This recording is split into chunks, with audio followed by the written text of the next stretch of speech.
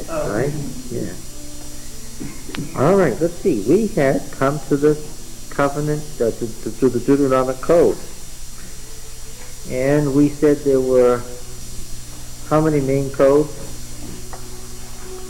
Three main ones. The Book of the Covenant in Exodus, the Holiness Code in Leviticus, and of course the D Code. Then there's the Varia to P that we found all the way through Numbers. All right. The first thing that we noticed was that he begins with the law of one altar.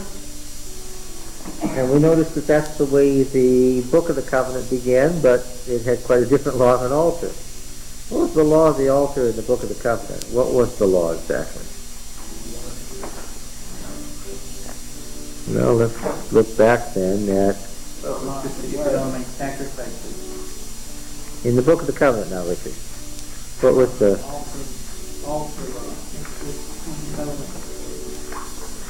In the Book of the Covenant, right after the Ten Commandments, the next thing, Exodus 20 and verse 23, you shall not make gods of silver to be with me, nor shall you make for yourselves gods of gold. That's one law. An altar of earth you shall make for me, and sacrifice on it your burnt offerings and peace offerings, your sheep and oxen, in every place where I cause my name to be remembered. I will come to you and bless you. So what was the original law of the altar? What kind of an altar was it to be? An earthen altar. And where was it to be? Wherever. Yes. Why is that interesting in the light of D? Because D says what so emphatically? Yes. Yes. Now, of course, through this law of the altar, an ancient law, simple earthen altar, have been added later details about altars. Verse 25 is clearly later, and if you make me an altar of stone, you shall not build it of hewn stone, for if you wield your tool upon it, you profane it. First it's an altar of earth, now it has become a stone altar, and the one later than that clearly doesn't fit with these earlier ones. And if you you shall not go up by steps to my altar, that your nakedness be not exposed. Now we've got a high altar with a ram. Clearly that's a temple, and that is hewn stone. And then, of course, later we don't need to worry about that because the priests wear what in peace? They wear undergarments, yes. So that became extinct itself. So this is a series, a sort of a progression of laws about the altar. But even though later details are added in this Book of the Covenant law about altars, there's still nothing about one altar. Okay? It's still wherever. As opposed to D, where it's absolutely just one altar. We saw that the next thing he took up was Leviticus 17, the matter of the law of blood. And we saw that he modified P's much more strict code. How? In P, when did you eat meat? On certain occasions, yeah. At the time of the great national festival. In D, when do you eat meat? Whenever. Yes. Remember, I mentioned that the verb zavach means to slaughter or to sacrifice, because originally all slaughter was sacrifice. That was the only reason you do it in Israel. All right. Then the warning: don't start finding out how they worship their local gods, because you'll end up like they did, even burning sons and daughters in the fire to their gods. And then verse 32. This is a summary. Everything that I command you, you shall be careful to do. You shall not add to it or take from it. We just saw that the Deuteronomic historian said something like that in chapter 4 and verse 2. His comment was a takeoff on that which was found in the covenant code itself. Now, in chapter 13, we come to some very famous passages.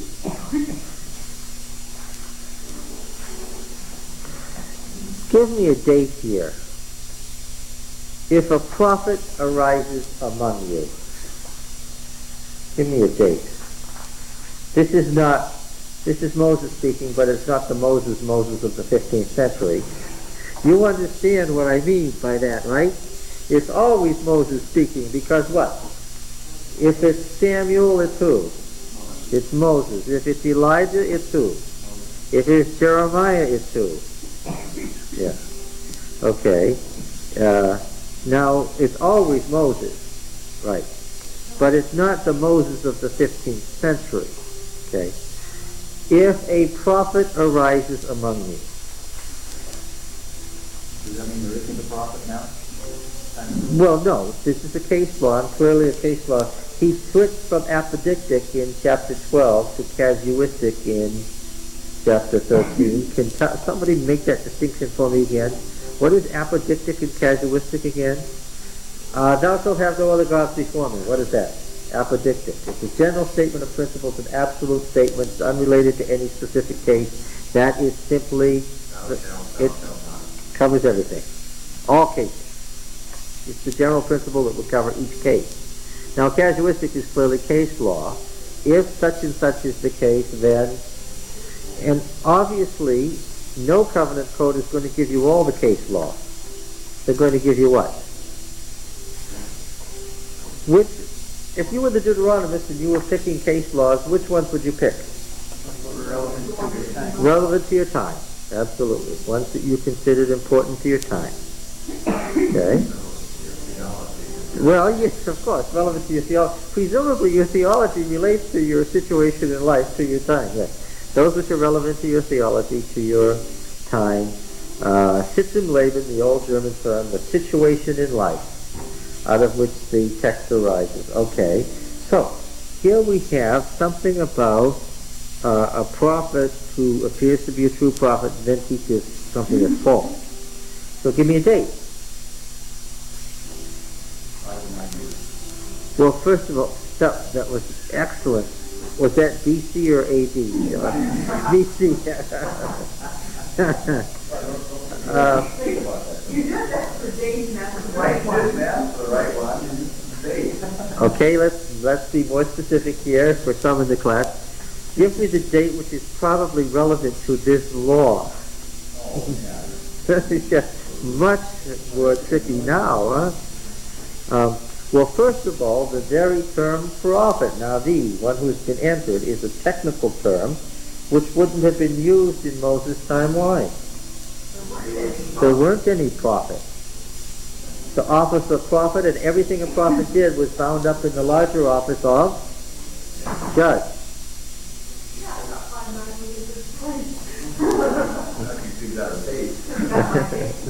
Okay, that would be between the first or the second and third carrying away to Babylon. That would be a good choice. That wouldn't be a good choice for the origination of this law, but this law would certainly be relevant to their situation, as we will see momentarily when we read Jeremiah 23.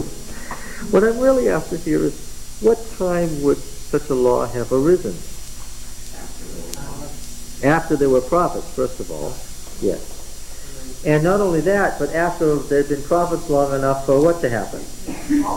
For true and false prophets to develop. Okay. What? The beginning of the kingdom. Well, because of course you don't get prophets till you get what? Kings. Yeah. So the divided monarchy? Yes.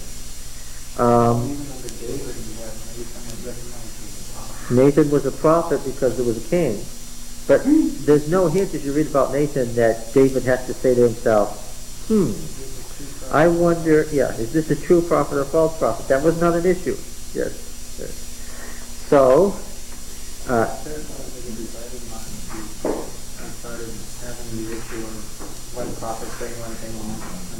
okay, so you say in the divided monarchy, one prophet, can you think of a passage? One prophet says one thing, another prophet says another thing. When the two Then we kings go got off to together. war. Jehoshaphat and Ahab. Then we go off to war. Passage. No.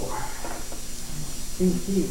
Yes, of course. 1 Kings 22. This is one of those chapters you're supposed to memorize and know offhand. It's 1 Kings 22. Micaiah and the other prophet. Let's see. Where is it here? But that's, first of all, I told you that the book of Balaam was later and inserted into Numbers, and I told you why. It was written after the fact and then inserted into Numbers, and I told you why. The concept of prophecy there. Of a false prophet, yeah. We saw that the book of Balaam was a separate, it began with once upon a time, and it ended with they all lived happily ever after. Yes, okay, 1 Kings 22. See, this is very important. You remember this story? We don't have to read the whole chapter again. We've read it at least a dozen times now together. The Jehoshaphat wants to know whether they should go to war, he and Ahab. All the prophets say yes. Now look, where did all these prophets come from? This is a whole band of prophets. Where did they come from? School of prophets. But they've been subverted. They've been, well, it was only one school, they've just been subverted. And they all say, go right ahead, go up to Ramoth Gilead, and so forth. Jehoshaphat thinks that this is going too well. He's a little skeptical, and he says, what? Well, is that what he says?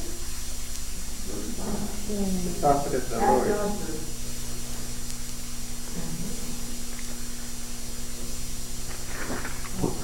What verse is it? Yeah. Well, no, it's... You do not hear a prophet of the Lord beside. yeah, another prophet of the Lord. Jehoshaphat isn't saying what? Those others aren't of the Lord. No, he's not saying that they're not prophets. He knew Ahab. He knew what those prophets were. Well, yes, however, this is a state visit. He is not saying to Ahab that your prophets aren't Yahweh's prophets, just what? Do you have one more prophet of the Lord here that we can ask about? I wonder what gave Joshua the idea there might be another one. There is yet one man by whom we may inquire of Yahweh, Micaiah the son of Imlah, but I hate him, for he never prophesies good concerning me, but evil. Okay, so there's the distinction between these. And you remember what Jehoshaphat, again, a state visit, let not the king say so. He doesn't wish to offend him, and Micaiah comes, and of course he says, yes, you're going to win, just like all the others. Going to go just the way these horns push the king of Syria, so forth and so on. And then, of course, upon being pressed, he says it was all a lie, that he was lying. And why did Micaiah say he was lying? And why did he say the other prophets were lying? This is the 9th century now. In the heavenly council, what was going on?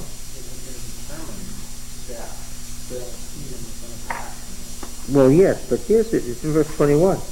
Then the Spirit came forward and stood before Yahweh, saying, I will entice him. And Yahweh said to him, by what means? And he said, I will go forth and will be a lying spirit in the mouth of all his prophets. Now then, look. Check the theology here, because, of course, the historian is following the theology of Deuteronomy. They are Yahweh's prophets, and they're lying, and what they say is false. Why? Because the Lord has made it that way. Because the Lord has given them a false prophecy. Now look, if the prophet arises and does a miracle in Deuteronomy 13. The comment isn't that he works by a demon or the devil gives him power. Again, that kind of theology is what? Yeah, that's totally nonsense, because after all, as we saw in Job, if the devil does something, why does he do it? Allowed him. No. God told him to do it. Yes. So, boy.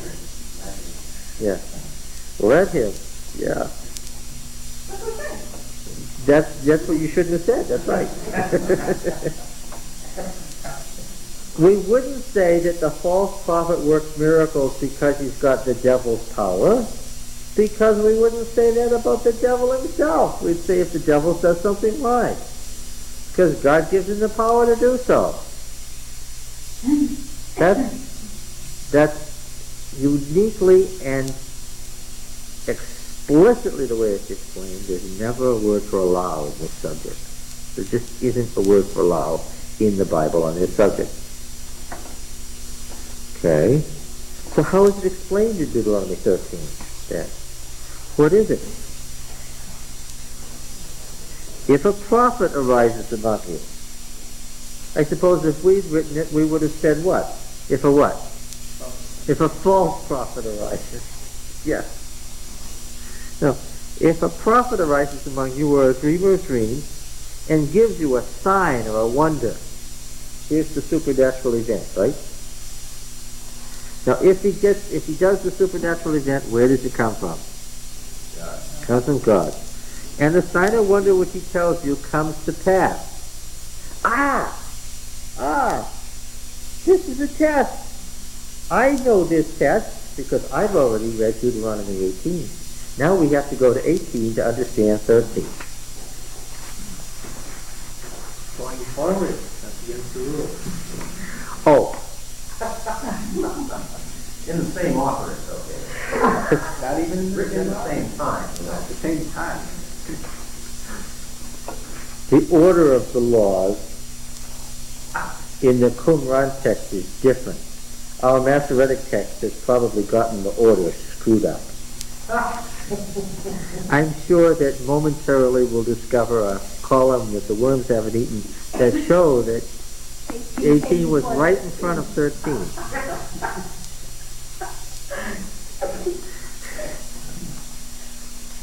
I'm not making up the rules as I go along, I'm telling the truth. Looking for archaeology?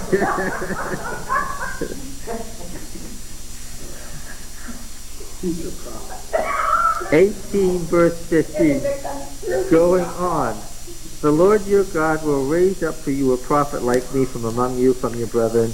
Him you shall heed, just as you desired of the Lord your God at Horeb on the day of the assembly when you said, we'll talk at length about the theology of this prophet who's coming. That's not the point here. Here's the point. I'll put my words in his mouth. And verse 19 says, whoever will not give heed to my words which he shall speak in my name, I myself will require it of him. But the prophet who presumes to speak a word in my name which I have not commanded him to speak, or who speaks in the name of other gods, that same prophet shall die. And if you say in your heart, how may we know the word which Yahweh has not spoken? When the prophet speaks in the name of Yahweh, if the word does not come to pass to come true, that is a word which Yahweh has not spoken. The prophet has spoken it presumptuously. You need not be afraid of him.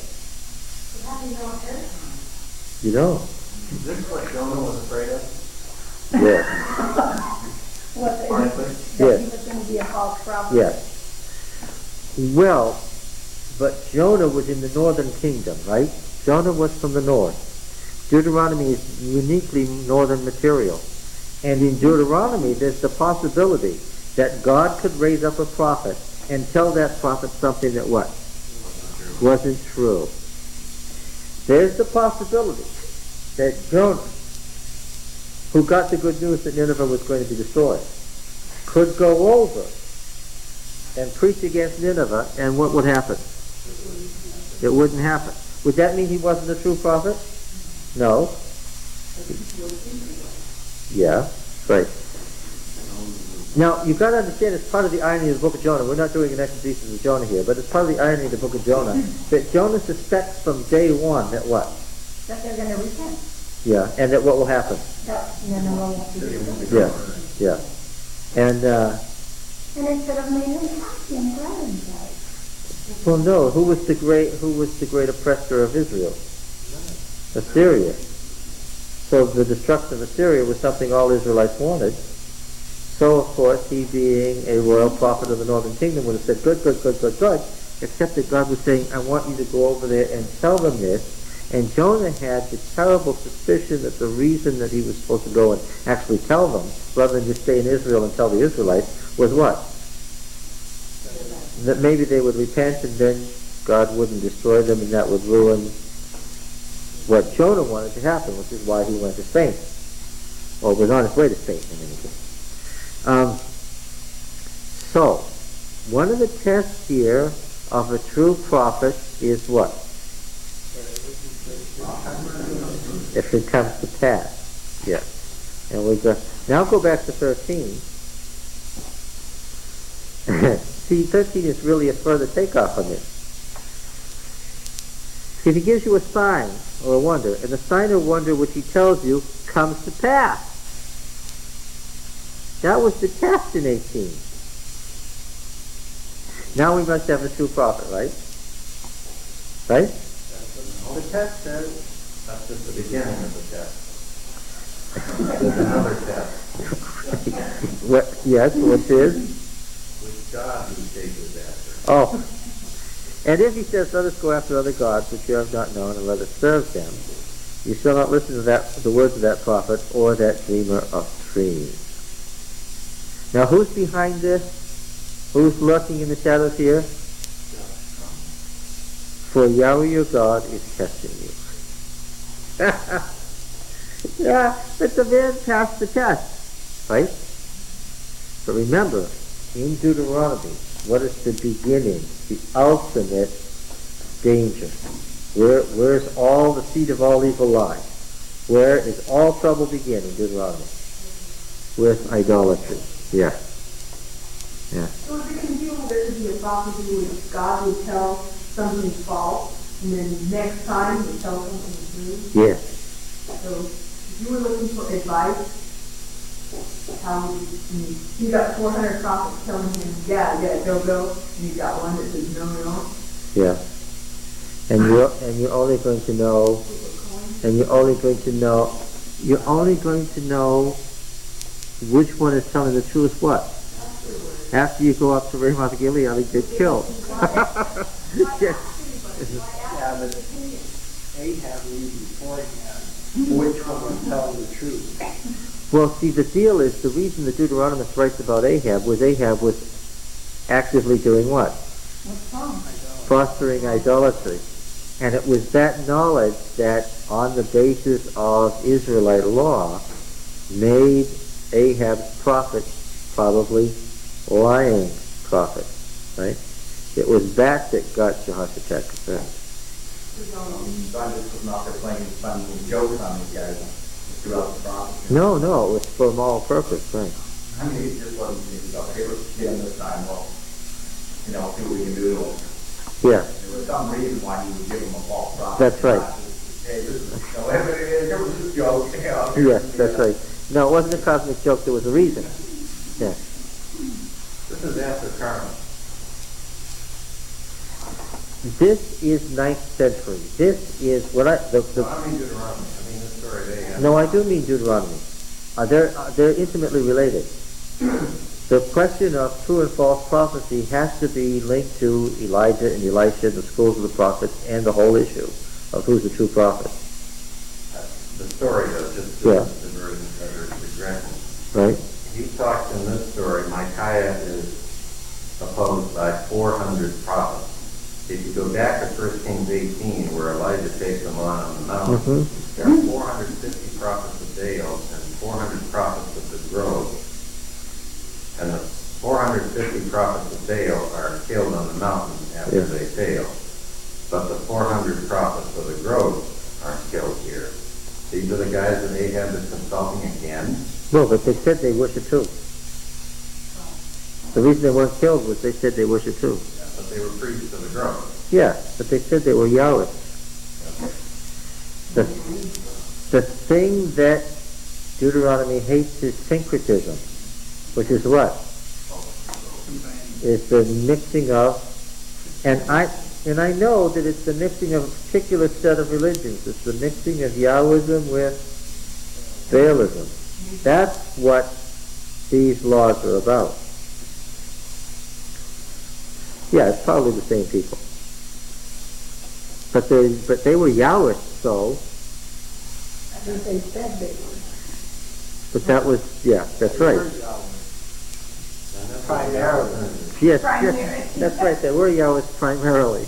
The whole point of Deuteronomy is that's like being a little pregnant, right? That's right. Or a little dead, yes. That you can't be primarily Yahweh, right? That was because, of course, you could in every other religion. Be the worshiper of primarily one God and have all the others. That's the thing that the Deuteronomist party hated more than anything else. We're going to see it again and again and again in Deuteronomy. Good spiritual lesson for us. Yeah. That's the thing, you have an just look at one and do that. Yes. All right. Yahweh your God is testing you. Here's that language again. To know whether you love Yahweh your God with all your heart, with all your soul. Yes, have you heard that before? Has anybody said this before? You shall walk after Yahweh your God and fear him and keep his commandments and obey his voice, and you shall serve him and cleave to him. But that prophet or that dreamer of dreams shall be put to death, because he taught rebellion against Yahweh your God, who brought you out of the land of Egypt and redeemed you out of the house of bondage, to make you leave the way in which Yahweh your God commanded you to walk. So you shall purge the evil from the midst of you, which has come through the Deuteronomic language. The reason for the death penalty is to purge the evil. But it really was a false prophet that was following the false message that God gave. See, but we would quickly say true prophet and false prophet because of our Western conception. But they would say what? They had what? They didn't have one that had... Yeah. He was a spiritual. They had a prophet. A prophet just speaks what the Spirit gives him to speak. It was just the wrong spirit, you understand, not the wrong prophet. It was the wrong spirit. Remember, just said it was Yahweh that was testing them. Mhm. The implication that It was, yeah. It was a rebellious Yahweh who was going astray and trying to lead other people astray by becoming a syncretist, by becoming a pagan. What was the lifespan of the prophet? Yeah, really. Depended on what king was in control, right? If you were one of these prophets, then it was one of those days when Elijah or Elisha had the upper hand. What was going to happen? Didn't live long. You'd probably be food for the birds till sunset. Now, if your brother, the son of your mother, the son of your daughter, or the wife of your bosom, or your friend, your mother, or your son, or your daughter, the wife of your bosom, or your friend who is of your own soul, entices you secretly, saying, let us go and serve other gods which neither you nor your fathers have known. Some of the gods of the peoples that are round about you, whether near or far off from you, from the one end of the earth to the other, you shall not yield to him or listen to him, nor shall your eye pity him, nor shall you spare him, nor shall you conceal him, but you shall kill him. Your hand shall be the first against him to put him to death, and afterward the hand of all the people. You shall stone him to death with stones, because he sought to draw you away from Yahweh your God, who brought you out of the land of Egypt, out of the house of bondage. And all Israel shall hear and fear, and never again do any such wickedness as this among you. These are free compositions of the Deuteronomist. He isn't quoting old law.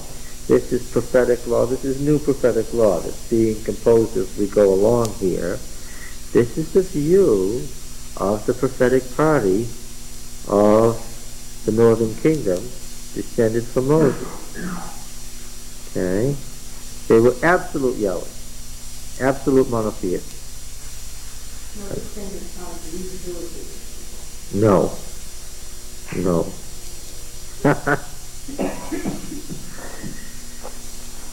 That'd be like trying to rehabilitate the Canaanites. Well, how did they deal with what was the appropriate way to deal with the Canaanites? In fact, verse 12, if you hear in one of your cities, which Yahweh your God gives you to dwell there, that certain base fellows, sons of Belial,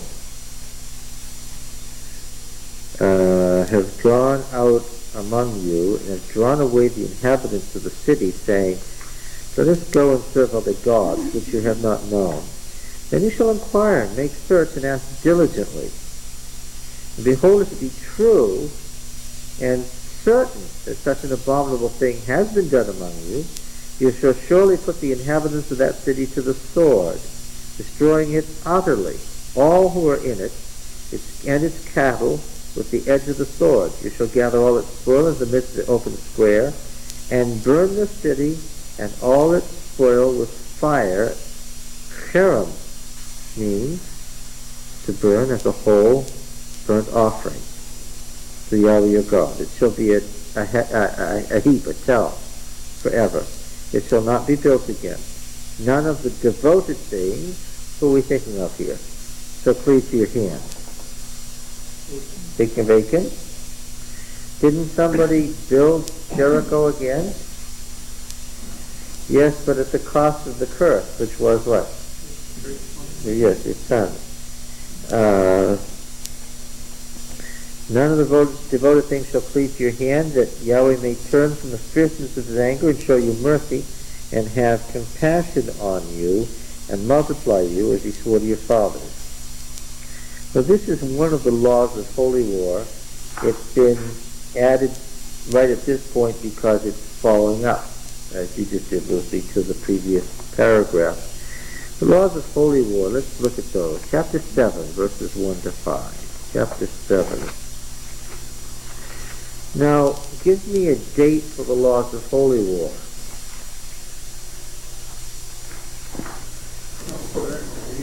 Before the day. Yes. Before they came into Canaan, then these were the laws they fought. Yeah, you already had, this is the law they used on Jericho. These are before the monarchy. The monarchy had a standing army. That dealt with things completely differently. These are ancient laws.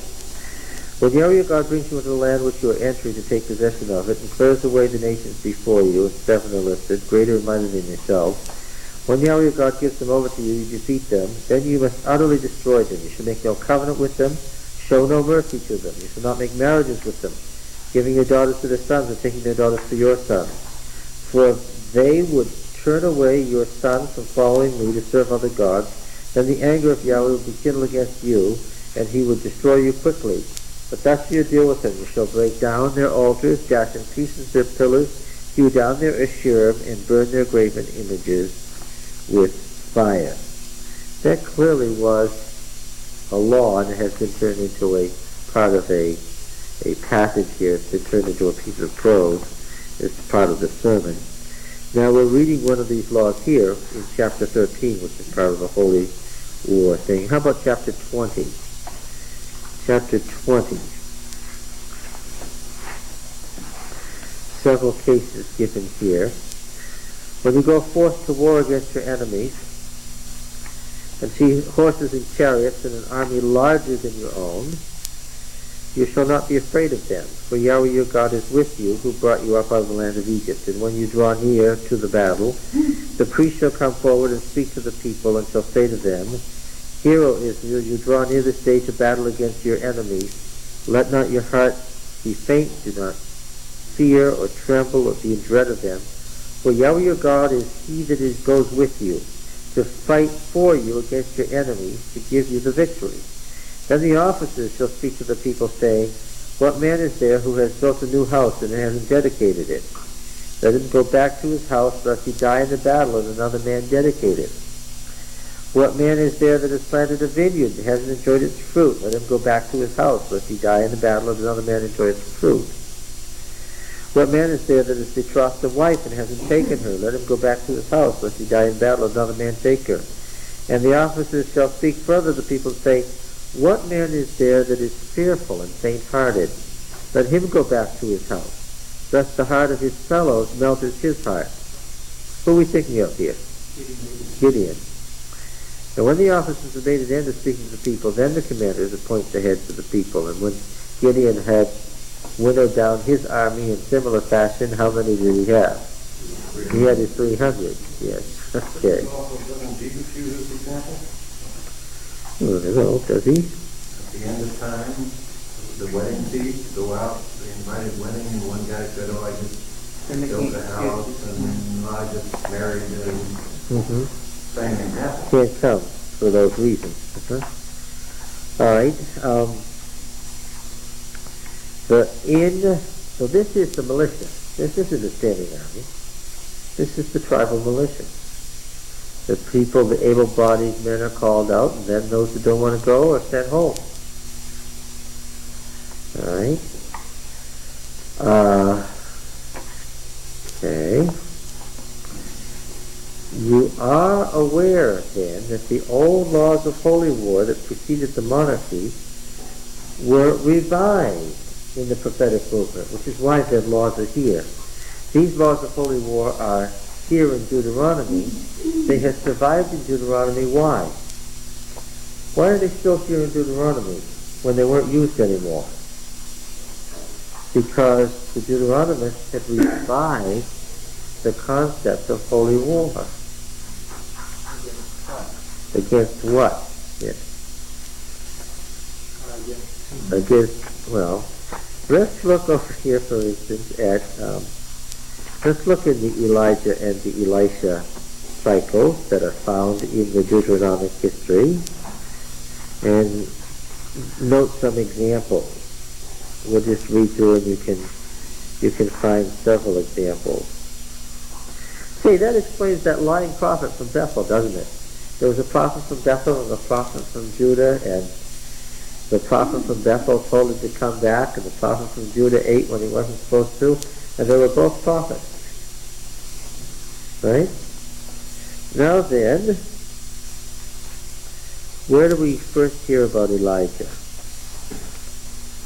Is it 1 Kings 17?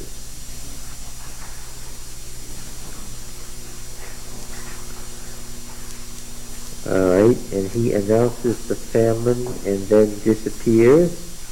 And then, of course, the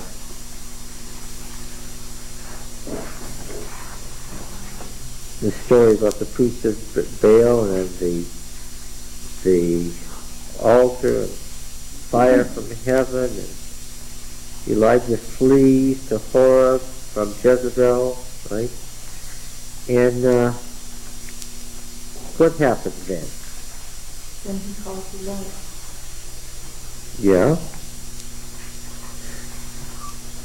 There's also Jehu. He anoints Jehu, which is what?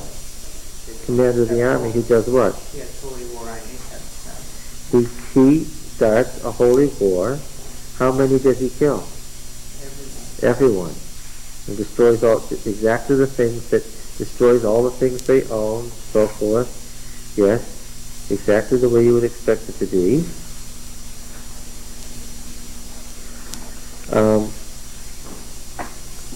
There's some funny things that happen here. In 1 Kings 20, verse 23, the servants of the king of Syria said to him, their gods are gods of the hills, and so they're stronger than we. But we, let us fight against them in the plain, and surely we shall be stronger than they. Do this, remove the kings each from his post and put commanders in the places, and so forth. So the Syrians are going to trick them. But, of course, it doesn't work, right? And so then it says that Ben-Hadad fled in verse 30, and entered into an inner chamber. And his servants said to him, Behold, now we've heard that the kings of the house of Israel are merciful kings. Let us put sackcloth on our loins and ropes on our heads and go out to the king of Israel. Perhaps he will spare your life. So they girded sackcloth on their loins, put ropes on their heads, and went to the king of Israel and said, Your servant Ben-Hadad says, Pray, let me live. He said, Does he still live? He is my brother. Now the men were watching for an omen, and they quickly took it up from him and said, Yes, your brother Ben-Hadad. Then he said, Go and bring him. Ben-Hadad came forth to him, and he caused him to come up into his chariot. And Ben-Hadad said to him, The cities which my father took from your father, I will restore, and you may establish bazaars for yourselves in Damascus, as my father did in Samaria. And Ahab said, I will let you go on these terms. So he made a covenant with him and let him go. What's required under these laws? He should have killed him. Certain man of the sons of the prophets said to his fellow at the command of Yahweh, Strike me, I pray. But the man refused to strike him. He said, Because you have not obeyed the voice of Yahweh, behold, as soon as you've gone from me, a lion will kill you. And as soon as he departed from him, a lion met and killed him. He found another man and said, Strike me, I pray. And the man struck him, smiting and wounding him. So the prophet departed and waited for the king by the way, disguising himself with a bandage over his eyes. As the king passed, this is very strange stuff, isn't it? This is the stuff of holy war. Your servant went out in the midst of the battle, and behold, a soldier turned and brought a man to me and said, Keep this man, if by any means he be missing, your life shall be for his life, or else you'll pay a talent of silver. As your servant was busy here and there, he was gone. The king of Israel said to him, So shall your judgment be. You yourself have decided it. The king was the supreme court in the monarchy, right? Then he made haste to take the bandage from his eyes. The king of Israel recognized him as one of the prophets. By the way, you'll notice that the prophets don't have the slightest hesitation ethically to do what? Lie. To lie. And he said to him, Thus says Yahweh, because you've let go out of your hand the man whom I had devoted to destruction. What's the word there? Sherem. Therefore your life shall go for his life, you and your people. And the king of Israel went to his house resentful and sullen, came to Samaria. We've seen that before. Then the Naboth's vineyard business and so forth. The campaign with Jehoshaphat. Now this, let's see, over in 2 Kings, what did Elisha want to see to know if he was going to be Elijah's successor? Yes, but what did he want to see? He wanted to see Elisha. In what? The chariot. What's the point? If Elijah is going to heaven in the chariot, it's because what? He's become what? He's joined what? He's joined the heavenly army. Yes. He's joined the heavenly army. And if Elisha sees it, then what? Then what? By having witnessed a member of the heavenly army, he's what? Yes. Then he's part of it himself. And that's where you get some more of these interesting things. The story about Naaman, the leper, right? Gehazi took something from Naaman, which is what? Under these laws, what? Forbidden. Yes. Elisha, although he was gracious to the man, wouldn't even what? Wouldn't even talk to him, because he's still a pagan, right? Now, how about some of these others here? Elisha strikes the Syrians blind, 2 Kings 6. And he took them to Samaria, the capital city of Israel. What should the Israelites have done? Yes. But decided to do what? Yes, and? Send them home. Yes. But Elijah told him not to kill him. Why? Because they've already been given up to destruction. Now, see, the Deuteronomic historian is writing with his tongue in his cheek. You have to remember that he's writing from the viewpoint of holy war in Deuteronomy. He tells the king, don't do this. And then the king doesn't do it. And the historian says, therefore what? Therefore the king should be killed. You get it? The king should know better than to kill him anyway. That's right. What's the point? The false prophet isn't the one who tells a lie. The false prophet is the one who tries to divert you from God. That's right. God's law is already clear. You kill them. So if the prophet tells you to disobey God's law, then... That's just a test. This is a test. Yeah. Yes, you don't become a bad prophet unless you do what? Unless you lead them away from Yahweh. A true prophet might what? A true prophet might what? Might lie to you. Yes. And what is that for? This is a test. Well, because what did they want to know from these prophets? They wanted to know the future. And what was God saying? I won't tell you. That's right. What I've already told you. In Deuteronomy 13, the prophet that gave the test was supposed to be killed, so it's like Elisha. No, he's not killed for that. He's killed for what? Killed for leading away from God. That's right. If he then goes on and uses the sign of wonders to lead you astray, Yeah, then but by telling you to go against God's order, is it the prophet leading them astray in that sense? no. But not leading them to another God. The prophet came from Judah. The prophet came from Judah. God had told him, don't eat anything there, don't touch anything. The ban is on it. The prophet from Bethel said, come on in and have some food with me. What should the prophet of Judah have said? Can't. Thank you for the invitation. You're a kind man. Can't stay. He ate. Who buried who? Who buried who? The prophet from Bethel buried the prophet from Judah.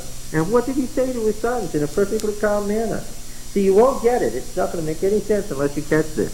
He said, oh, his mule's out there and there's a lion standing beside him and the body's beside him. Well, he wasn't supposed to eat with us. Yahweh told him not to, and he did anyway. And they wouldn't have found that strange. What was that little city he went to? Dothan? What was that little city where Elisha was holed up? Was it Dothan? Where's that? And his servant was absolutely terrified because the army of Syria snuck up on them because they were trying to kill Elisha.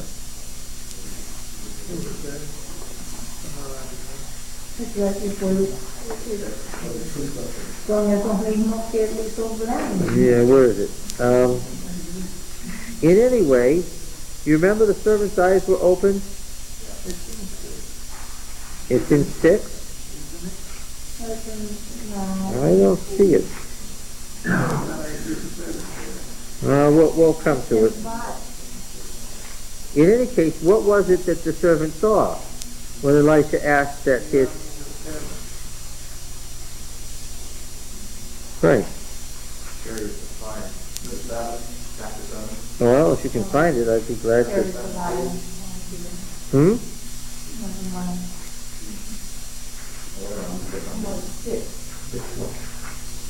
Well, if anybody finds it, let me know. But the point is, it's all from Holy War. What? 6:13? Thank you. 17.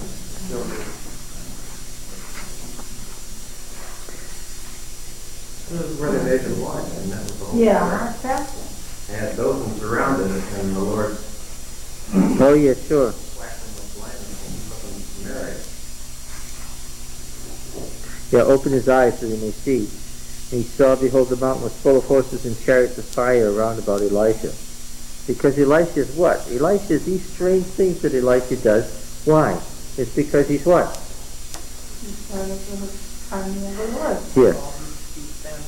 He stands as a messenger from the Lord, therefore the Lord protects him. But he's part of the army of the Lord because he saw Elijah go up. It's part of the holy war concept of the prophetic movement. Yeah, but his Okay? part is the message. You understand that when the armies of Israel went forth against the pagan world, they were part of what? The heavenly army. Yeah. Well, Elisha did some slaying of his own, though. Yes, but he did. I can't remember who's actually killed, but they... That was Elijah. And the third captain figured out that the best thing wasn't to tell him to come down or else. Was it not Elisha where the children said, "You bald?" Yes. Yes. And All bears out of the woods. yes, that's right. I guess what I was thinking is, like when Jesus was being anointed, or there it was saying like, whoever Jesus doesn't slay, Elisha will slay, or something. That's right. That's right. That's in the. I think that's the end of 1 Kings 19. If you're asking, where is that?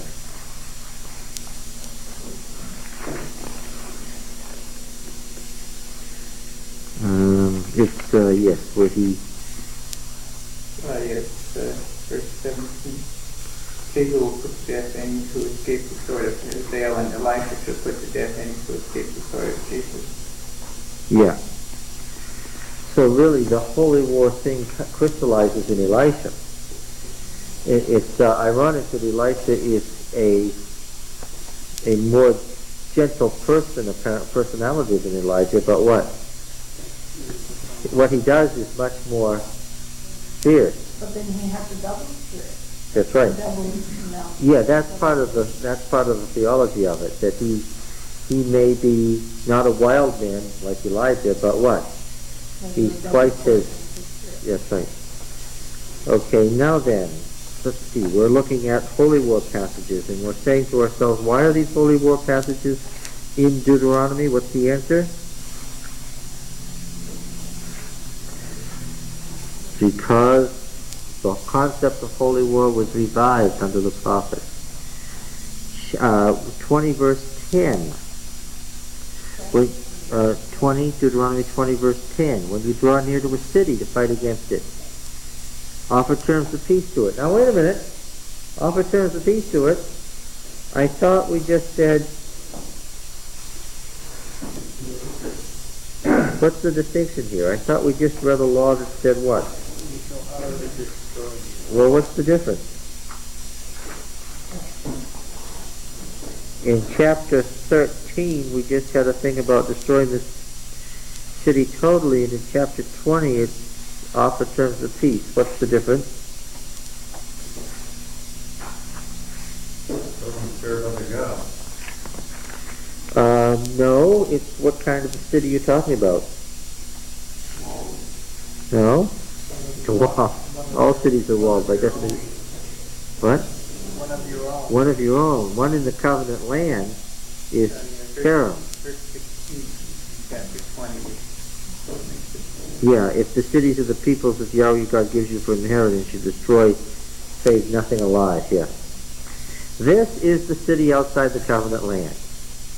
This is the city in Mesopotamia or Egypt.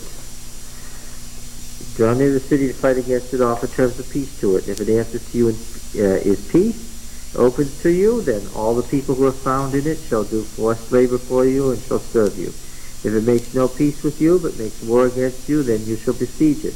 When Yahweh your God gives it into your hand, you shall put all its males to the sword. But the women and the little ones, the cattle and everything else in the city, all its spoil, you shall take as booty for yourselves. You shall enjoy the spoil of your enemies, which Yahweh your God has given you. Thus you shall do to all the cities which are very far from you, which are not cities of the nations here. But in the cities of these peoples that Yahweh your God gives you for an inheritance, you shall save alive nothing that breathes. That you shall utterly destroy them, the Hittites, Amorites, Canaanites, Perizzites, Hivites, and Jebusites, as Yahweh your God has commanded.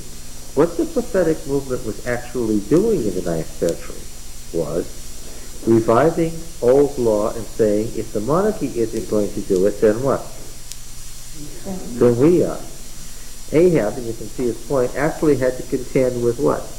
of movement that was inside his country that was saying what? We're following a law different from your law of your monarchy, and we're going to kill your Canaanite subjects, and we're going to kill you. Yes, that's right. This would be a difficult thing for a king to put up with. But he didn't have to put up with it that long, after all, right? Once Elisha said that's it, then he went off to Ramoth Gilead, and he was killed, yes. Alright. When you besiege a city for a long time, making war against it, don't destroy the trees. That's an interesting law of holy war. Alright, what are some others? Is that it? I think there's a couple more, aren't there? 23, 9 to 14. Well, 21 first. 21, 10 to 14. When you go forth to war against your enemies, and Yahweh your God gives them into your hand, and you take them captive, and see among the captives a beautiful woman, you have desire for her, and would take her for yourself as wife, then you shall bring her home to your house, shall shave her head and pare her nails. You shall put off her captive's guard, and remain in your house, and bewail her father and her mother a full month. After that you may go into her and be her husband, and she shall be your wife. Then if you have no delight in her, you shall let her go where she will, but you shall not sell her for money, you shall not treat her as a slave, since you have humiliated her. 23, 9 to 14.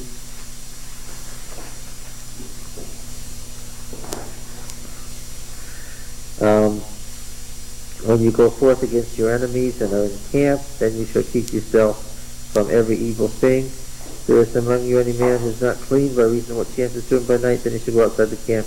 He shall not come into the camp. But when evening comes, he shall bathe himself in water, and when the sun is down, he may come in the camp.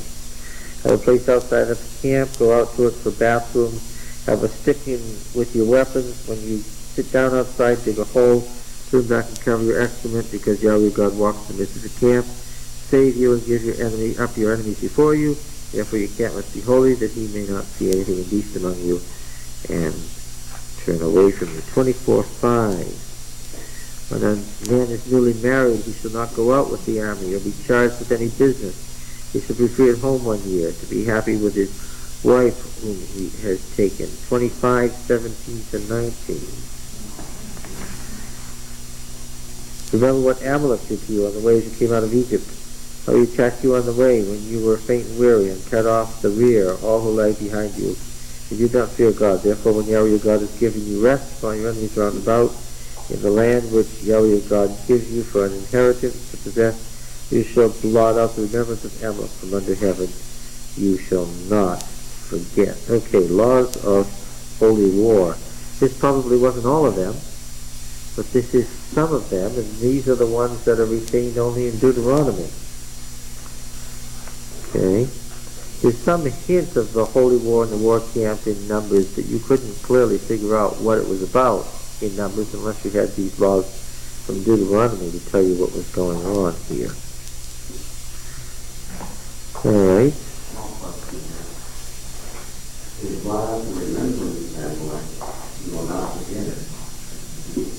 Don't forget to blot it out. Now then, chapter 14 is interesting. You are the sons of Yahweh your God. You shall not cut yourselves or make any baldness on your foreheads for the dead.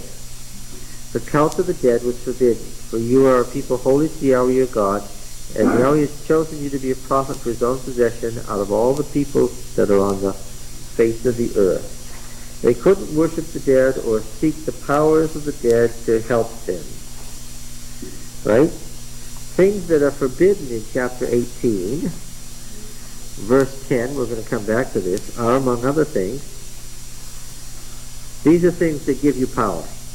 There shall not be found among you anyone who burns his son or his daughter as an offering, or anyone who practices divination, a soothsayer, an augur, or a sorcerer, or a charmer, or a medium, or a wizard, or a necromancer.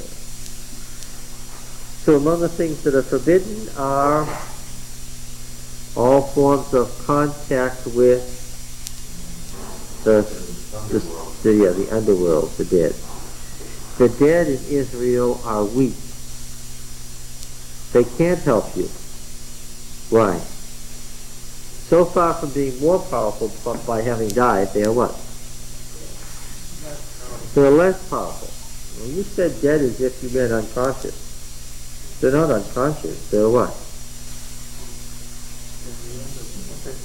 They're sleeping. They don't know what's going on in the world. Yeah, and because they are shadows, their word. As a shadow is to your body, so is the dead person to the live person, which is what? It's just a reflection. It has no power of itself. Right? Doesn't mean the shadow is gone. There is such a thing as a shadow, but what? No, it's not powerful of itself.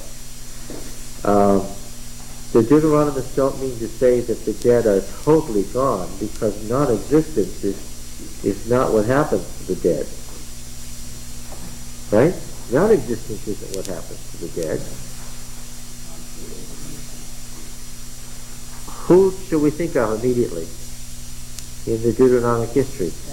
Samuel and Saul. What is Samuel's fate? What is his condition? Yeah, but what is it like being dead for Samuel? He's what? Yeah, and what did he say about himself? You better go over and look at it. Where's that?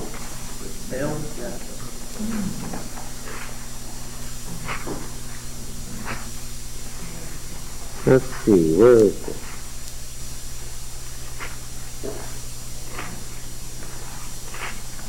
I'll find it here somewhere. Daniel 27 and 28. 28. Verse 15. Yes. Why have you disquieted me? He said, what is his appearance? He said, the old man is coming up. He's wrapped in a robe. And Saul knew that it was Samuel. He bowed with his face to the ground and did obeisance. Then Samuel said to Saul, why have you disturbed me by bringing me up? I am in great distress, for the Philistines are warring against me, and God has turned away from me, and answers me no more, either by prophets or by dreams. Therefore I have summoned you to tell me what I shall do. Now, the thing that you've got to notice is that how does Samuel get the information of what's going on? Yeah, Saul has to tell him what's going on. And Samuel's reaction is, why then do you ask me, since Yahweh has turned from you and become your enemy? Saying, well, if that's the case, if that's the situation, then what? So, yeah, why am I here? Yahweh has done to you as he spoke by me. For Yahweh has torn the kingdom out of your hand and given it to your neighbor David. Because you did not obey the voice of Yahweh, did not carry out his fierce wrath against Amalek. You recognize Deuteronomic language when you hear it, don't you? Therefore Yahweh has done this thing to you this day. Right? Like all the prophets, he speaks as if he belongs to what party? Yes. Even when he's dead, Samuel is still what? Still a good, yes, faithful Moshe Deuteronomist, speaking the words of Deuteronomy. What?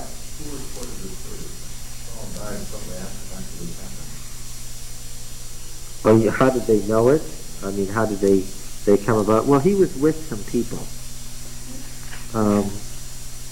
He had two servants with him, did he not? I believe he didn't go alone. Two men with him. Yeah. And she knew that it was Saul right away, yeah.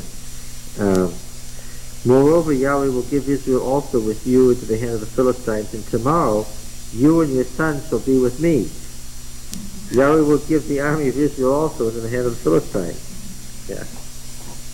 All right.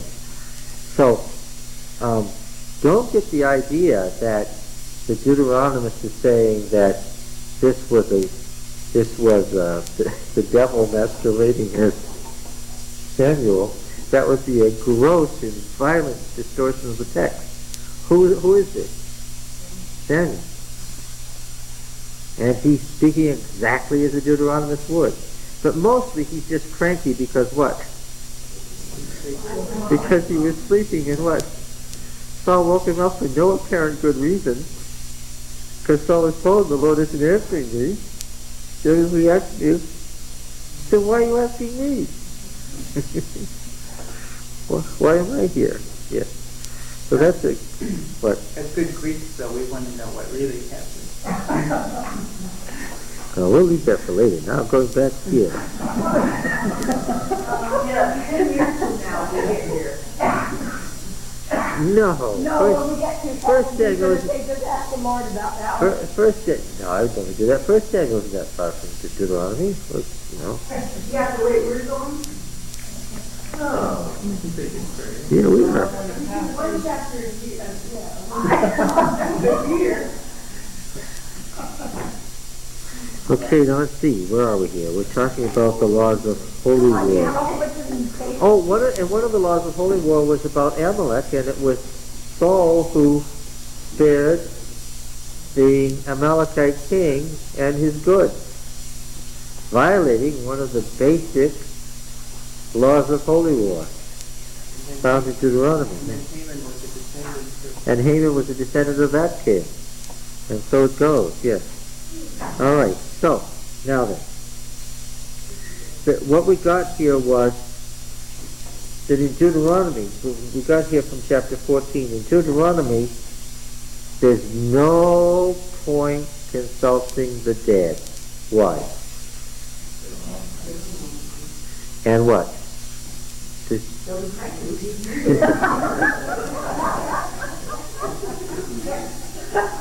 Despite what the pagans think, the dead can't do what? They can't help you. They can't give you any strength or power over others. Yes, right. Yes. Okay. Yeah. So there was no room for in Yahwism for any of these numerous cults of the dead. Of course, worshipping of the dead and contact of the dead is a hallmark of pagan religion. And it's not that you can't contact the dead in Deuteronomy, it's what? Not that you can't contact the dead, it's what? Yeah. But why? Because it's what? It's pointless. Yeah.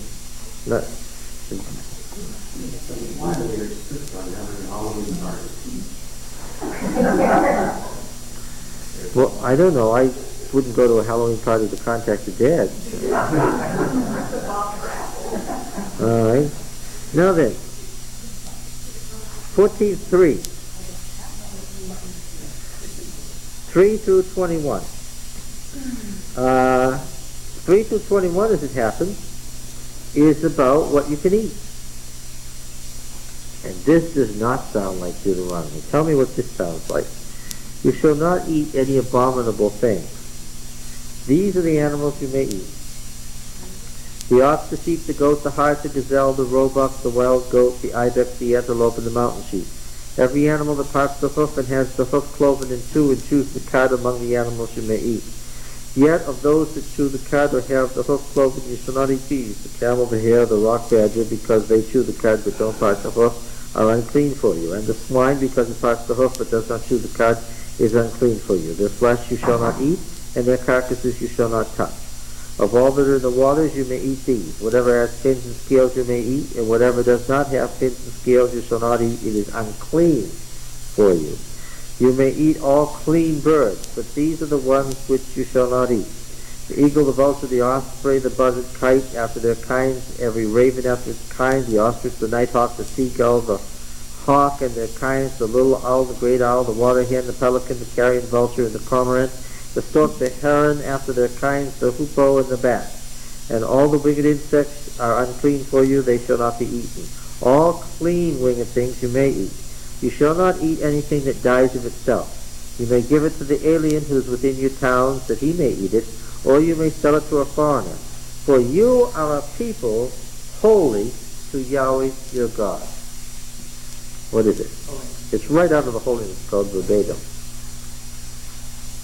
I think they put it in here because now the people could eat meat when they weren't sacrificing, so they had to know how to know for themselves. Yeah, if you're going to say you can eat meat in your town, then you have to include something about what you can eat and not eat. And what is it, S.R. Driver in the International Critical Commentary, one of those old classic commentaries from the early 20th century, he has a chart in there showing you the words in Hebrew and which words have been picked up by the writer here, summarizing. There's no question that this is a summary of Leviticus 11, verses 2 to 23. P has priority here. The holiness code exists and he's quoting from it. He's summarizing from it.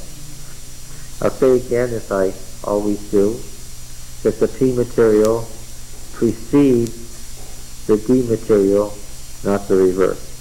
You should not boil a kid in its mother's milk. We saw that many times in P. Now then, tithes. Tithes, everybody.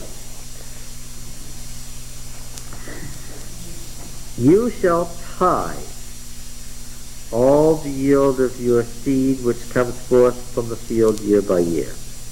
And before Yahweh your God, in the place which he will choose to make his name dwell there, you shall eat the tithe of your grain, of your wine, and of your oil, and the firstlings of the herd of the flock, that you may learn to fear Yahweh your God always.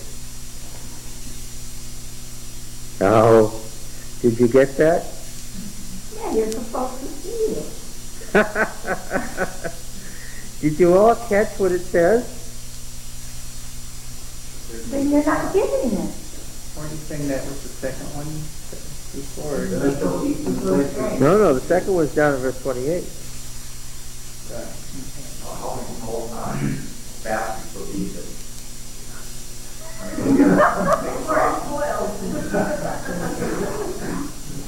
Sounds like you're supposed to eat it on the way. No. At the place which Yahweh will choose. That's the central sanctuary. The one altar. What? This is the first year of the English. This is the first year of the English. Well, the point is, what is the big point here? This is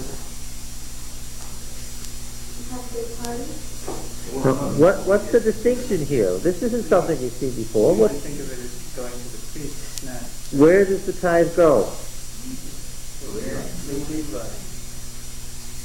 To the Levites. Or to the Aaronites. Which is it? Levites. Numbers 18. Numbers 18. We're going to go back to P and see, after all, P knows these things, right? We can't ask the Deuteronomist. He's too much of a prophet. We're going to ask P. P knows about these things.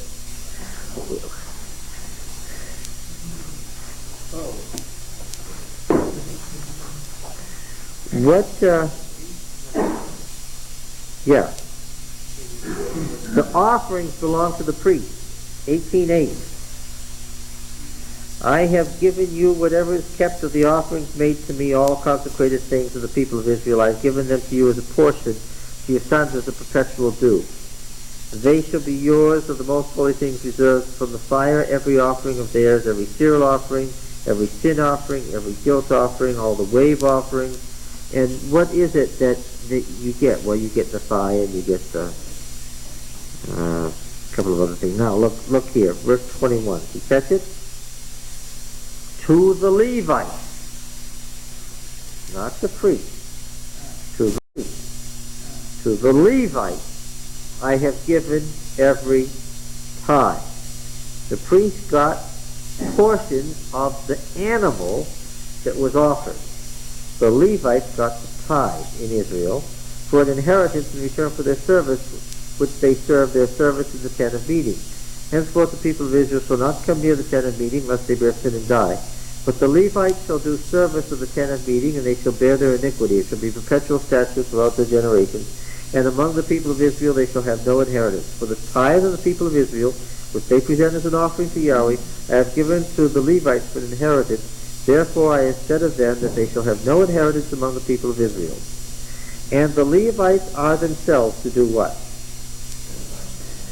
Yes, you shall present an offering from it to Yahweh, a tithe of the tithe, verse 26. You shall give Yahweh's offering to Aaron the priest. And the Levites eat the tithe. But over here, who eats the tithe? Yes.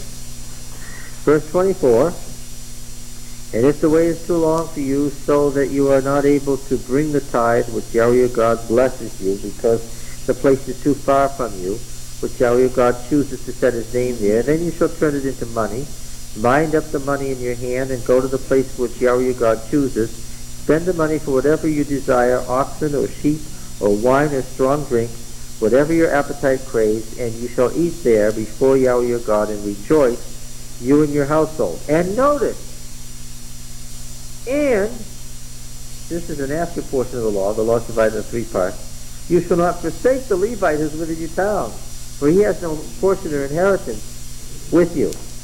So in D, what happens? The Levite, instead of getting the tithe, what? He gets to do what? He gets to eat with you when you eat your tithe. Once a year. Well, 3 times a year. Yes, that's right. Well, yeah, but 3 times a year doesn't everybody come at the same time? Yes. Yep. Passover, Pentecost, and Tabernacle. Yes. Sounds like a fairly good law here in Deuteronomy. All right, now chapter 18, verse 1. So, yeah. Okay. The Levitical priest, that is, all the tribe of Levi, shall have no portion or inheritance with Israel. They shall eat the offerings by fire to Yahweh and his rightful dues. So in Deuteronomy, the Levites will see what numbers What the priests were to eat. That's right. That's the key. The Levitical priest, yes, the Levitical priest. This still leaves us the problem of what? The rest of the Levites, yes. But wouldn't it be pretty hard to eat a tenth of everything you've grown in a year in a matter of a day or two off on this wild orgy party, whatever you want to call it? Well, if 8 days of feasting, It would seem to me that whatever they had left over, they would leave there rather than take it back because it was a tithe and not just something. but the Levites weren't there. The Levitical priests were there. The Levites were what? Where were they? Yeah, chapter 12, Deuteronomy 12. Keep your finger here.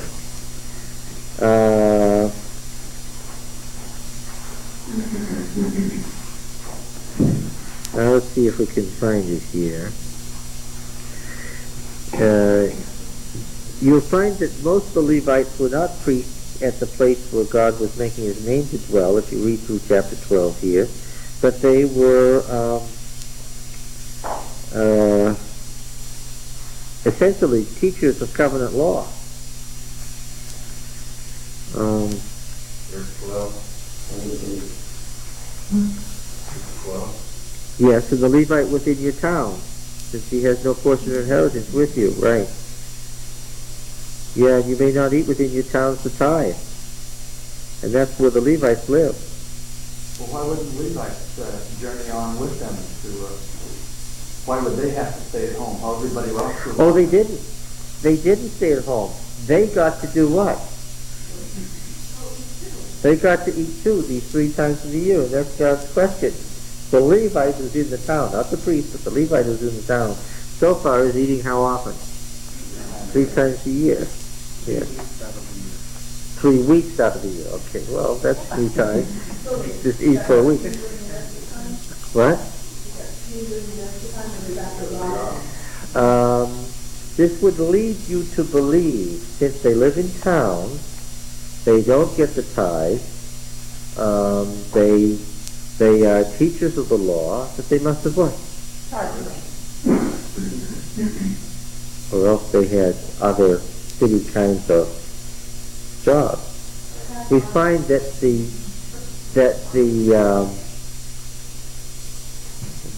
non-Aaronite Levites in the northern kingdom, can you think of a non-Aaronite Levite family in the northern kingdom?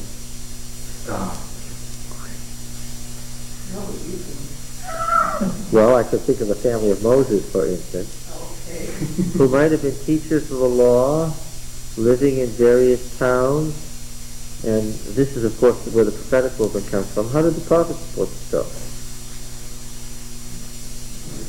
Their own settlements. They had their own settlements, and what? Yeah, they produced their own stuff independently. They were not, as in the southern kingdom, on the payroll. That's interesting. They weren't on the payroll. Do you think that has any import in how they related to, say, the monarchy, or as opposed to the prophets in the southern kingdom? Well, in the northern kingdom, the Levites were not on the payroll of the monarchy. In the southern kingdom, the whole priesthood was. And in the southern kingdom, what do we find very quickly? All the priests said what?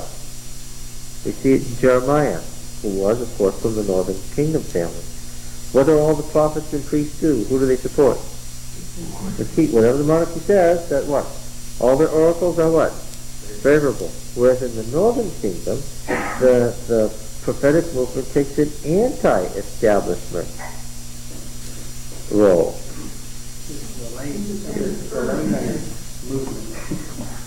Well, of course, they weren't laymen because they were priests and Levites who were ordained, but they were not part of the monarchical. They were self-supporting.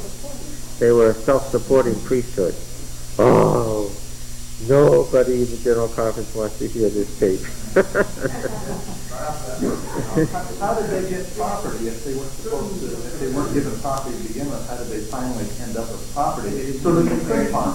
But well, they did get property. We're going to read in Deuteronomy that they got property. They got towns, and they got fields and villages related to those towns. Okay, so they got townships then. Yeah, that's right. They just didn't get a They were supposed to be spread out. spread out. That's right. All the tribes. To be teachers. Townships in each state, is going to call it that. Yeah, that's right. In tribal territory. All right. So what do the Levitical priest, that is, all the tribe of Levi, shall have no portion or inheritance with Israel. They shall eat the offerings by fire to Yahweh, his rightful dues. They shall have no inheritance among their brethren. Yahweh is their inheritance, as he promised them. And this shall be the priest's due from the people, from those offerings, the sacrifice, whether it be ox or sheep. They shall give to the priest the shoulder, the two cheeks, and the stomach,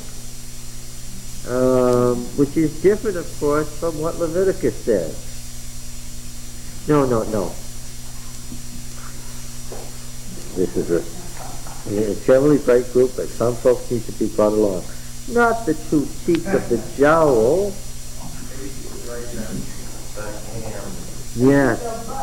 Yes, that's right.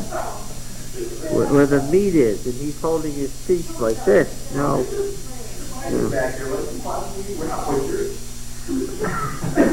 That's obvious. Yes. Now, what was it? What was it? The portion in Leviticus 7. Let's look at Leviticus 7 and see what P says about this. It isn't that one law develops out of the other. It's that this represents the two different kingdoms' way of doing things. Leviticus 7. What verse is it? 28. Yeah. He that offers the sacrifice of his peace offering, okay, so here's it. 31, the priest shall burn the breast shall be for Aaron and his son, and the right thigh, 32, you shall give to the priest as an offering from the sacrifice of your peace offering. even on the sons of Aaron and so forth. The priests don't get quite as much in Leviticus, but of course they've got the tithe, so they shouldn't have as much. Yeah. Whereas, what's happening to the tithes again in the Northern Kingdom? Who's eating them? The giver is eating them, yes. Well, but they're eating them, understand, during During the national during feast. the national feast. That's right. Which are feasts unto the Lord anyhow, which, during that time, where were they going to eat anyhow, I think it's a good idea. The more you read it, Dee, the more you like it, huh? Okay, let's, yeah, now, so, I said to you last time, some of the axe grinding studies of the use of the tithe that we see are amusing to me. Why? There were two different systems of the use of tithe in the Old Testament, carried out differently in the two kingdoms, and one of them is bound to disestablish whatever point the writer is trying to make. One writer is trying to say an independent ministry should be able to use the tithe. Well, all we have to do is turn to Leviticus and show what? That's not true. And others would be trying to show that only the organized body of the church should receive the tithe. And what should we say? All we need to do is turn to Deuteronomy and show that's not true. Where's the national fees? What? Where's the cut and dry law here somewhere? Yes.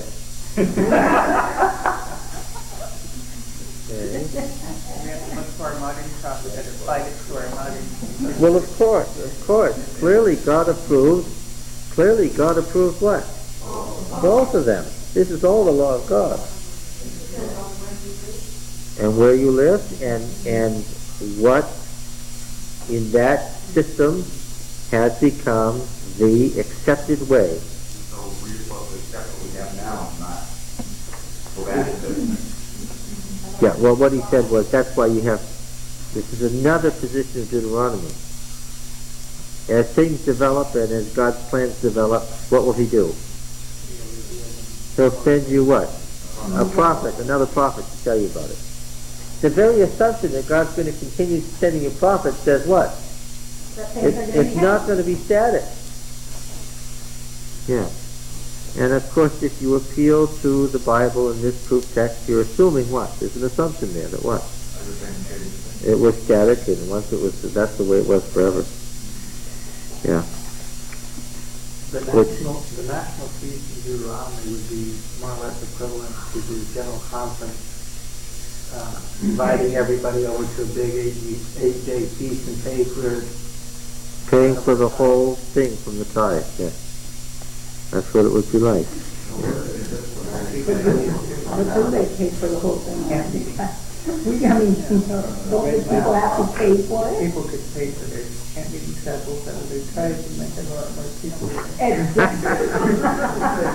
doesn't say to pay for your camp meeting travels out the side. No, it says what? Take the tithe over there and And then eat while you're there. while you're Yes. there. Eat the tithe while you're there. Is that the camp meeting is taken out of your tithe? Well, let's talk about what the effect of that would be. What would these feasts be like then? It would be joyful. You get the impression from reading Deuteronomy that these feasts were what? Well, let me say this. Let's approach it from the other angle. How are they in peace? What are they like in peace? What words might come to mind as you read about the national feast in peace? What words might you use to describe them? Solemn. That's the first word that would come to my mind. Solemn. They are very solemn in peace. Very solemn. Highly ritualized. Yes, very highly ritualized. I can picture myself as being mostly what during them? No? Observer. Yes, very quiet. I'm not going to say anything, right? Very much the observer, right?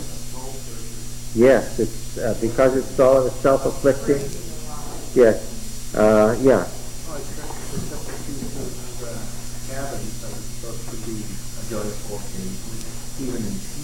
Which time? Feast of Booths. Well, of course, that's the New Year. We'll talk about that. We're going to talk about the Feast of Tabernacles at great length next week. What word might you describe the national feast as they come in Deuteronomy? Joyful. You have to say joyful is the first word. Why? Every time he describes them, what is it? Yeah, it's because it's commanded. Or if you're not joyful, Yeah, you're going to because be that's the command that comes up every time. You rejoice, or else what? Or else God will curse you. So, whereas in P, the word that comes to mind immediately is solemn, the word that comes to mind immediately in D is joyful. Yes. I suppose the folks in the Southern Kingdom must have been horrified by yes. Anytime you can take the money and spend it on anything you desire, that would be right. Yes. Well, you were to have some food to eat, not just wine and strong drink there, darling. Food. It lists food first. Food. Whatever is still whatever, okay. It wasn't that far away from Jerusalem either, so 9 miles. yeah. That's awfully close. Probably a lot of mixing. That- The crowd that big kind of spread all over the country. It is pretty scary to have somebody celebrating 9 miles away, isn't it? Being too. I wonder how many northerners would go over to the southern, to celebrate instead of be followed. Well, I suppose when they came south and were celebrating, that the people in the south would have thought, what? This is not appropriate. And of course, when the northern kingdom fell, it fell because of idolatry, right?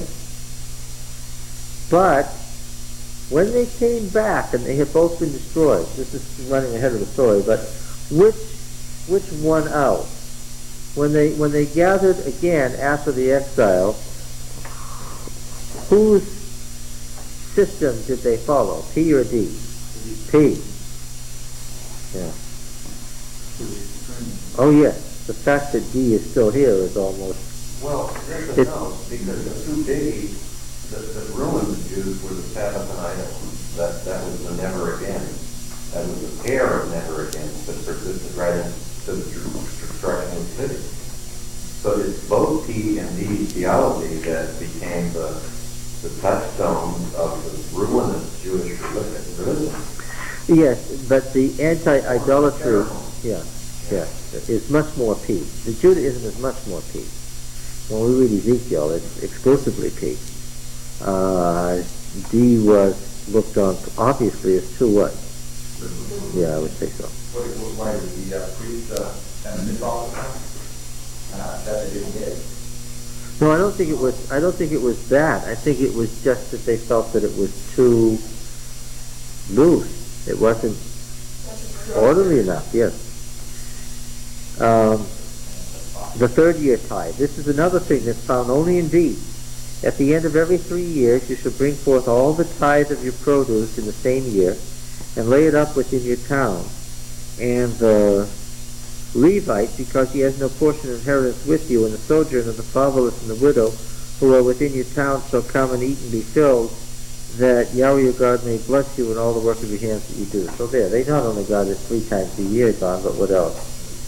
Every 3 years. Well, Yeah. the Adventist Church doesn't teach that we should have a double tithe every 3 years. 3rd year tithe. No, but they want a 5% on top of the 10. There's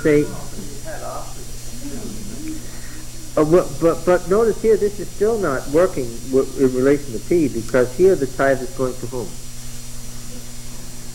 Well, here it's going to not only the Levites, but strangers, the orphans, and everybody else. The Levite, the sojourner, the fatherless, the widow. If it's going to all those people, who is it not going to here? Not going to the priest. This is not the system we find in Or to D. the people, it's like their welfare. Yes, that's right. That's right. And I think it was enough to last until next time. Or like 30 year tithe. I gather that that's what the idea was. Although I suppose if they had all those goods, this is after time when they had money, that they could change it into money and and continue to buy things with it How the Levites lived, from year to year. Would the Levites have been in charge of administering this tithe, to give it out to the parsons? Yes, they would have been the ones who would have been responsible for sharing it with these others, with these other groups here, the sojourner, fatherless, widow, and so forth. Which system has more care for the individual? Oh, yeah. It's interesting. So when Christ came along, it sort of seems like he took the good of both sides, and so that would upset one side or the other. I mean, see what I'm saying? But he definitely took good from both sides when he was there. Right. Do you think he was more of a Deuteronomist? Which did he quote from? Deuteronomy. Question and answer. Deuteronomy is the most quoted book in the New Testament, except for Isaiah. Okay, at the end of every 7 years, you shall grant a release. That's the old law. And we have a number of this pattern I haven't been pointing out, but he'll quote the old law, and then he'll... Yes. And this is the manner of it. Well, the old law is found originally in, Deuteronomy 25, Leviticus 25. Here's a good example of how it works. In Leviticus 25,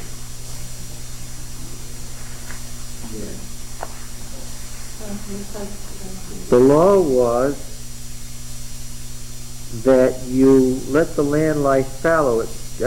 Leviticus 25 verses 2 through 7. And it says in verse 6, the Sabbath of the land shall provide food for you, for yourself, for your male and female slaves, for the hired servant and the sojourner who lives with you, for your cattle also, and for the beasts that are in the land. All its yield shall be for food. Now, the P system goes on to develop this further. Beginning in verse 8, there is a further development of the old law of the 7th year lying fallow. And how does P develop this further? Then you go 7 sevens, and then you have a year of Jubilee in which you release everybody from their slavery and from their debts and so forth. D develops this differently. How does D develop the old law? First, the law was the 7 years, and the 7th year is the year of release. And this is the manner of the release. Every creditor shall release what he's lent to his neighbor. He shall not exact it of his neighbor, his brother, because Yahweh's release has been proclaimed. Of a foreigner, Nakri, this is not Ger, the resident alien, but the foreigner who's come to trade, the trader. Of the trader you may exact debts. This isn't going to ruin Israel's trade with Syria. That's not what this is about. But whatever of yours is with your brother, your hand shall release. But there will be no poor among you, for Yahweh will bless you in the land which Yahweh your God gives you to possess, if only you obey the voice of Yahweh your God, being careful to do all his commandments which I command you this day. For Yahweh your God will bless you as he promised you, and you shall lend to many nations, but you shall not borrow, and you shall rule over many nations, but they shall not rule over you. So, what happens here is what? The release from debts is every 7 years. And poverty is removed then at the end of 7 years. Which country do you want to live in? Where do you want to live? I think that I'll move up there. I'll move 9 miles north. Maybe Bethel isn't so bad after all, huh? Yes, in the northern kingdom, they made the release every 7 years. In which of these two countries, it's pretty obvious by now, which of these two countries did the monarchy have a stronger hand over the people? In the south. Now, through most of their joint history, through most of their parallel history, which was the richer of the two countries? Israel. Which was the bigger of the two countries? Israel. Oh yes, by far. Which was the more powerful of the two countries? Israel. Which carried out more trade with the surrounding nations? Israel. That's also why they had more problem with idolatry, obviously. They didn't have seaports. What function is their seaport? They didn't have, along that very smooth coast, they didn't have any natural seaports. So what did they use as their seaports to trade with the rest of the Mediterranean world? Nineveh. Nineveh's nowhere near an ocean. What?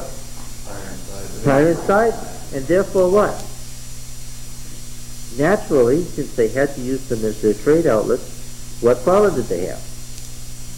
They had the problem of syncretism. Yeah.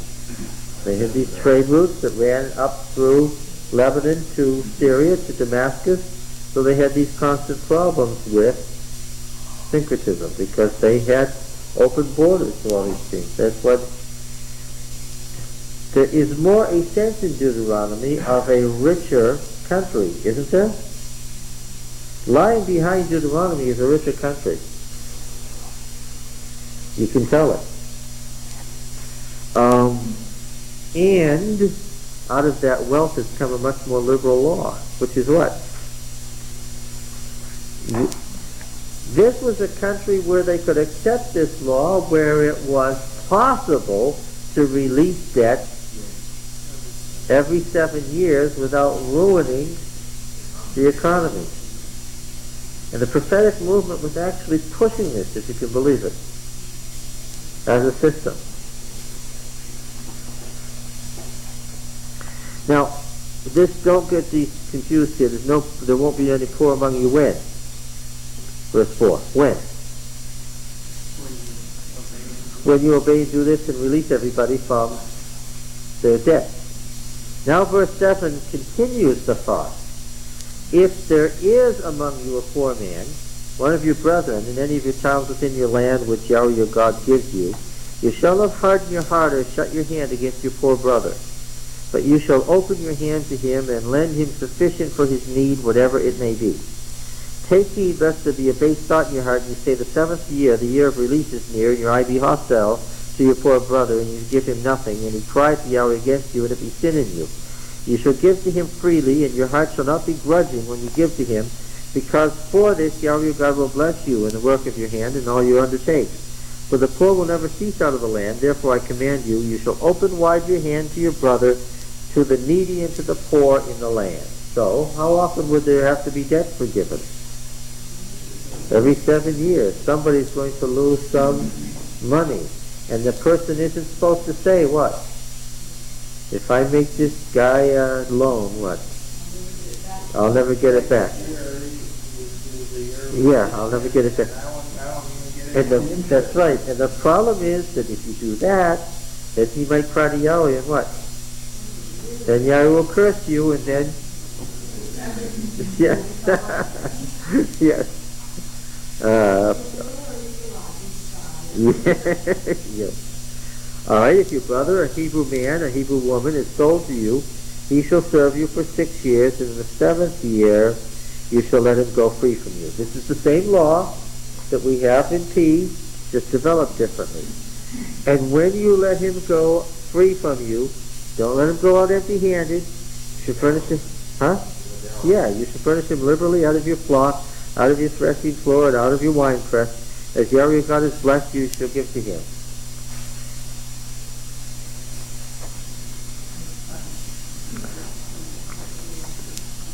The political instability in the north, because there was no hereditary monarchy, was, however, matched by the fact that the northern kingdom was richer. Which religion is represented in the Old Testament? The religion of the northern kingdom or the religion of the southern kingdom? They both are. Yeah.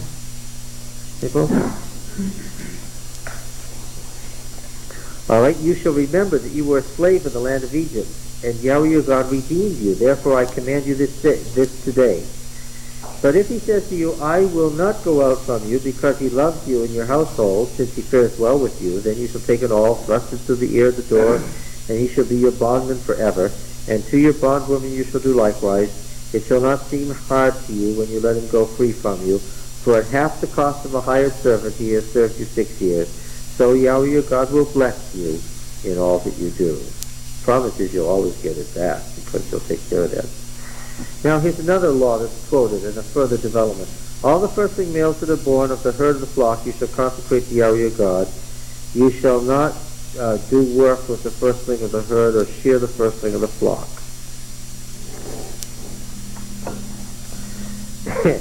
You shall eat it, you and your household, before Yahweh your God year by year at the place which he will choose. It's happening again. What's happening now? They're eating it instead of what? Instead of sacrificing it.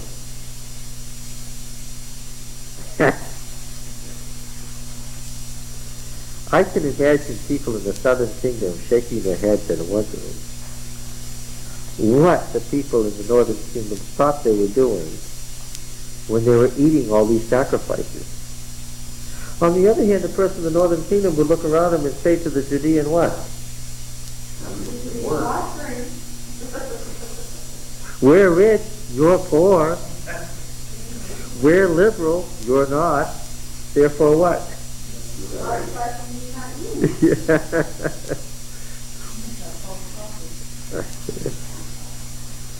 Of course, they didn't have false prophets in the south. They had monarchical prophets. Yeah. But did they really follow these laws? Like, like the laws of Jubilee and stuff, they didn't keep, and that was why they planned him to 70 years of rest. When the kings of the northern kingdom tended not to want to follow these laws, what happened? The prophetic movement, which was very potent in the northern kingdom, did what? A prophet like Hosea would rise up and cry out, and what would happen? The king would be gone. Yeah. Well, if the Syrians did conquer them, what would happen? The prophet would say what? You see? That's the way it is when kings don't follow God's law. What would happen? That king, or if he was dead, his son would what? Would be gone, and what? They have a word, kasher, which means to conspire. And it's a word that's only used of prophets. Who are conspirators in the northern kingdom? If you were a king and you were thinking there's a conspiracy against me, where would you look? You'd look among the prophetic school, saying, who's trying to conspire against me now? Because it became synonymous with the work of prophets. What do prophets do? They prophesy. What's the word for it in the northern kingdom? It's to conspire. And of course, the prophets would say, well, who's behind the conspiracy? Yes, Yahweh said so. Right? Was there any secret about this in the Deuteronomic history? Do what? Go and make this man king. Tell him he's the next king. That would have an unsettling effect on the monarchy, wouldn't it? Because that person was bound to believe what? That he was the next king, and so would a lot of other people, yes. And there's nothing like believing that God was with you to help you be successful, right? So that the northern kingdom, they followed their rules more than the southern kingdom followed their rules. I think so. But that was easier to follow. It's much easier to keep something than to go give it to someone,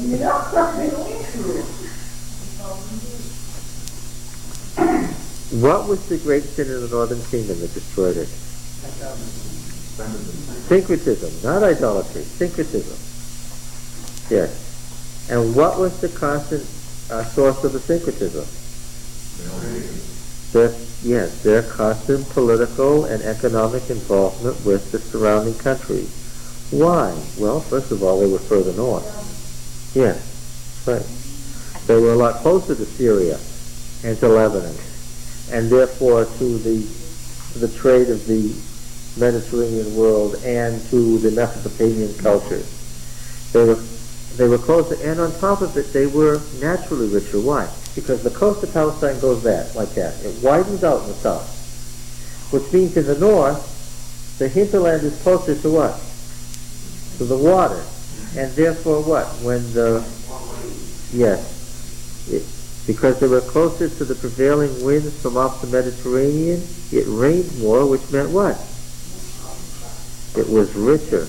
A lot of Judea was what? Desert. It's a lot further to the coast from Jerusalem than it is from Samaria. And you go south from Jerusalem, and when you're looking at Bethlehem, what are you looking at? You look south from Bethlehem, what are you looking at? You're looking at the Judean desert, where it was a lot harder to survive and produce anything.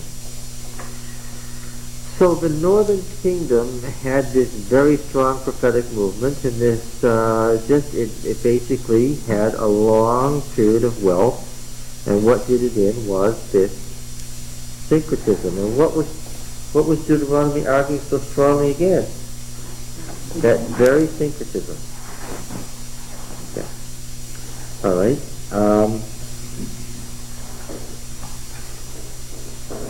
Okay, well, say goodbye for today.